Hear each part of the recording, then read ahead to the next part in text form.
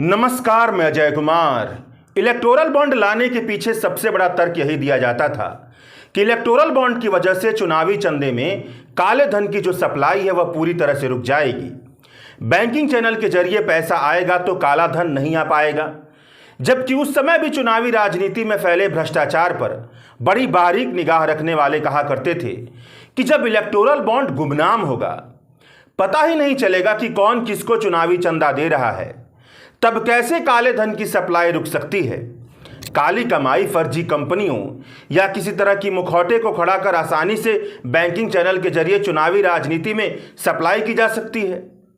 Reserve bank of India ने 30 जनवरी साल 2017 को वित्त मंत्रालय को चिट्ठी लिखकर कहा था कि जिस पारदर्शिता, जिस ट्रांसपेरेंसी के मकसद से इलेक्टोरल बॉन्ड लाया जा रहा है, वह ट्रांसपेरेंसी का मकसद इलेक्टोरल बॉन्ड के जरिए पूरा नहीं हो सकता है। क्योंकि इलेक्टोरल बॉन्ड से यह पता नहीं चलता है कि कौन इलेक्टोरल बॉन्ड खरीद रहा है और कौन इलेक्टोरल बॉन्ड भुना रहा है। तो इसका मतलब यह हुआ कि जो इलेक्टोरल बॉन्ड खरीद रहा है वह असली खरीदार नहीं हो सकता है, इसकी भी संभावना बनती है। इलेक्टोरल बॉन्ड एक तरह का बेरर बॉन्ड है, यानी कि एक तरह का वाहक बॉन्ड है। कोई भी किसी भी पॉलिटिकल पार्टी को इलेक्टोरल बॉन्ड की डिलीवरी कर सकता है और कोई भी अपना केवाईसी दर्ज करके इलेक्टोरल बॉन्ड खरीद सकता है। यानी असली खरीदार कौन है, इलेक्टोरल बॉन्ड खरीदने के लिए किसका पैसा लगाया जा रहा है, यह तो कभी पता ही नहीं चलेगा। इसका मतलब है कि प्रिवेंशन ऑफ मनी लॉन्ड्रिंग कानून का यहां पर उल्लंघन होगा। काले धन को बैंकिंग चैनल के जरिए सफेद बनाने की कवायद चलती रहेगी। देश के केंद्रीय बैंक यानी रिजर्व बैंक ऑफ इंडिया के इस विरोध के बावजूद भी भाजपा गुमनाम इलेक्टोरल बॉन्ड की योजना लेकर आई थी। अब इलेक्टोरल बॉन्ड की छानबीन से यह साफ साफ दिख रहा है, यह खुलासा हो रहा है कि रिजर्व बैंक ऑफ इंडिया ने जो बात कही थी वही हो रहा है। इलेक्टोरल बॉन्ड के जरिए काला धन को सफेद बनाने यानी मनी लॉन्ड्रिंग का धंधा चलने का खुलासा हुआ है। द हिंदू की डेटा टीम ने इंडिपेंडेंट रिसर्चर्स के साथ मिलकर के एक विश्लेषण प्रकाशित किया है, जिसके मुताबिक 12 अप्रैल 2019 से लेकर के 24 जनवरी 2024 के बीच तक के इलेक्टोरल बॉन्ड के जो आंकड़े जारी किए गए हैं, उनमें से तकरीबन कम से कम 45 कंपनियां ऐसी हैं जिनके सोर्स ऑफ फंडिंग पर सवाल खड़ा होता है, वह संदिग्ध नजर आती हैं, उनका सोर्स ऑफ फंडिंग सस्पिशियस नजर आता है। यह विश्लेषण बताता है कि इन 45 कंपनियों में से करीब 33 कंपनियां ऐसी हैं जिनका साल 2016 से लेकर के 2023 के बीच नेट प्रॉफिट जीरो या माइनस में रहा है, मगर उन्होंने सैकड़ों करोड़ रुपए का गुमनाम इलेक्टोरल बॉन्ड खरीदकर चुनावी चंदा दिया है। भारतीय एयरटेल लिमिटेड का हाल देखिए, इस कंपनी ने तकरीबन 198 करोड़ रुपए का गुमनाम इलेक्टोरल बॉन्ड खरीदकर चुनावी चंदा दिया है और तकरीबन सारा चुनावी चंदा भारतीय जनता पार्टी को दिया है। यह कंपनी घाटे में चल रही है। घाटा कोई 1 और 2 करोड़ रुपए का नहीं है, बल्कि 76,000 करोड़ रुपए का है। इस कंपनी पर टैक्स का बकाया भी 8,250 करोड़ रुपए का है। इस कंपनी ने 198 करोड़ रुपए का चुनावी चंदा दिया है। तो सवाल यही बनता है कि पैसा कहां से आया। जिस कंपनी का हजारों करोड़ रुपए का नुकसान है, वह सैकड़ों करोड़ रुपए चुनावी चंदा कहां से दे रही है। जिस कंपनी को हजारों करोड़ रुपए का टैक्स का भुगतान करना है, वह कंपनी किस प्रेम में आकर के पॉलिटिकल पार्टियों को सैकड़ों करोड़ रुपए का चुनावी चंदा दे रही है, भाजपा को सैकड़ों करोड़ रुपए का चुनावी चंदा दे रही है। कंपनी में किस तरह की धांधली चल रही है। चाहे जैसी भी धांधली हो, कहा तो यही जाएगा क्योंकि आपकी कंपनी के खाते में 198 करोड़ रुपए का चुनावी चंदा देने का इजाजत आपकी कंपनी के खाते नहीं देते हैं, तो इसका मतलब है कि चुनावी चंदा देने के लिए जो पैसा आया है वह खाते के हिसाब से बाहर से आया है। मतलब यह अनअकाउंटेड मनी है, यानी काला धन लगाया गया है। इस तरह से इन 33 कंपनियों का कुल नुकसान जोड़ लिया जाए तो 1 लाख करोड़ रुपए का बनता है। इन 33 कंपनियों में से 16 कंपनियों ने जीरो टैक्स का भुगतान किया है या टैक्स की बहुत बड़ी राशि उनके ऊपर बकाया है। यह आंकड़े बताते हैं कि अगर घाटे में चल रही कंपनियों ने बहुत बड़ी मात्रा में इलेक्टोरल बॉन्ड खरीदकर चुनावी चंदा दिया है, तो इसका मतलब है कि वह किसी दूसरे कंपनी के मुखौटे के तौर पर काम कर रही हैं या उन्होंने अपने मुनाफे और नुकसान को गलत ढंग से दर्शाया है, टैक्स चोरी की है। यहां मनी लॉन्ड्रिंग के केस की बहुत बड़ी संभावना बनती है। इसी तरह से 45 कंपनियों में 6 कंपनियां ऐसी हैं जिन्होंने अपने मुनाफे से कई गुना ज़्यादा इलेक्टोरल बॉन्ड खरीदकर चुनावी चंदा दिया है। इन कंपनियों ने तकरीबन 646 करोड़ रुपए का चुनावी चंदा दिया है। इनमें से 93% चुनावी चंदा केवल भाजपा ने भुनाया है। मदन लाल लिमिटेड का मुनाफा 2 करोड़ रुपए का है।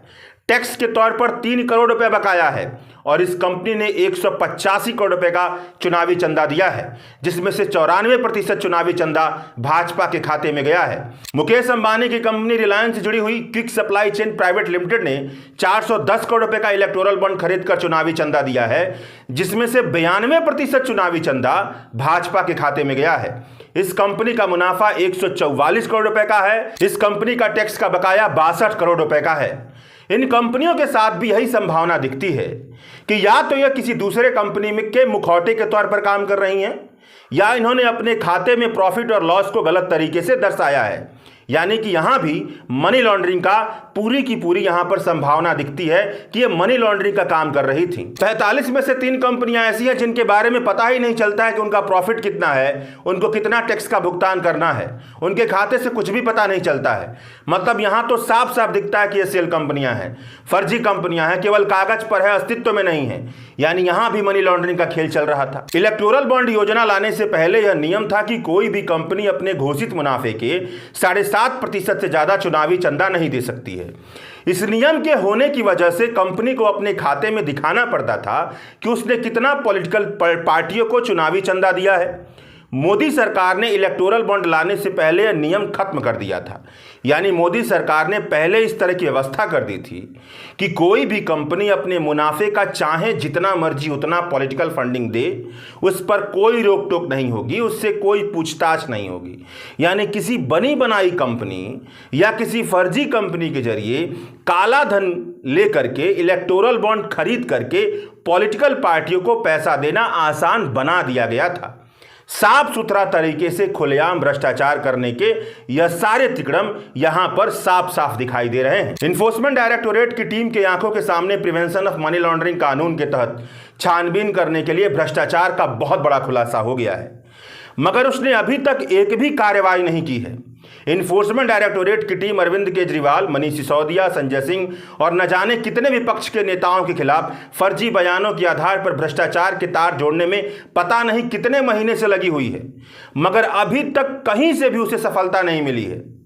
यहां इलेक्टोरल बॉन्ड के आंकड़ों से साफ साफ दिखाई दे रहा है कि जिनका नुकसान हजारों करोड़ रुपए का था, उन्होंने सैकड़ों करोड़ का चुनावी चंदा दिया है। जिनका टैक्स का भुगतान हजारों करोड़ रुपए का था, उन्होंने सैकड़ों करोड़ रुपए का चुनावी चंदा दिया है। जिनकी कमाई चवन्नी थी, उन्होंने कई गुना चुनावी चंदा दिया है। मतलब यह संभावना साफ साफ दिखाई दे रही है कि पता लगाया जाए कि पैसा कहां से आया।